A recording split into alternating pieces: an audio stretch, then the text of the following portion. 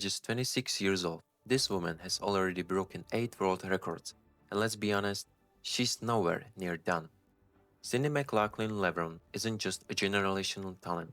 She is rewriting what human beings can do on a track. But her story didn't start with Olympic gold or world records. It started long before that, in a family built for speed. Cindy mclaughlin was born on the 7th of August 1999, and from the start, she was wired for this sport. Her father ran the 400 meters.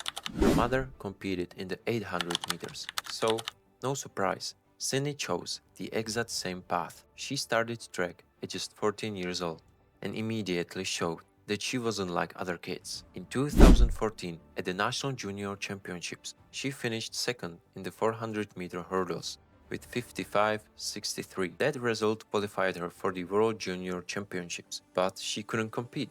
She was too young. Yes, too talented for her age group is how this story begins. Fast forward to 2016. Cindy is now 17, and she drops her first world record, 54.46, in the 400-meter hurdles, a new under-18 world best. That same year, she qualified for the Olympics in Rio, becoming the youngest member of the entire US Olympic team. She didn't make the final. Her journey ended in the semifinals, but the world had seen enough. This girl was going to be a problem. In 2017, she improved her personal best to 53.82, but missed the World Championships team after finishing 6th at the US Nationals. She was 18. Mistakes were expected. Yet even there, she showed her versatility. She long jumped 6.29 meters that year.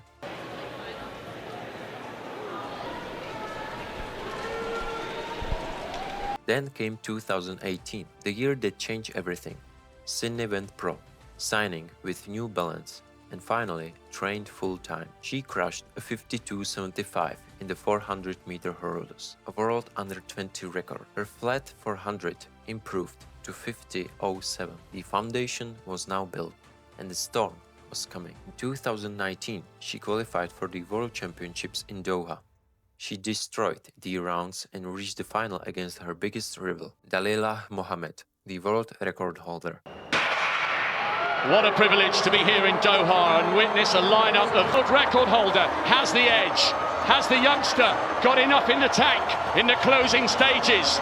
It's getting tight, but remember, Mohammed's never won this title. Twice she's finished second. Cindy finished second with 52.23, taking silver. She also won every Diamond League race she entered. Her consistency was getting scary. After COVID ruined the 2020 season, all eyes were on 2021. At the US trials, she struck for the first time. And what does that time look like? 52.51.0. That's a new world record. 51.90, a new world record.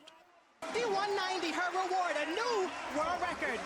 She arrived in Tokyo as the favorite, and she delivered. In the Olympic final, she ran 51.46, smashing her own world record and winning gold. From that moment, women's hurdling entered a different universe. 2022 was pure domination. She opened her season by casually winning a 100-meter hurdles race, just showing off. Then she went back to business. At the US Championships, she ran 51.41. Of course, another world record. At the World Championships, He has smashed the world record.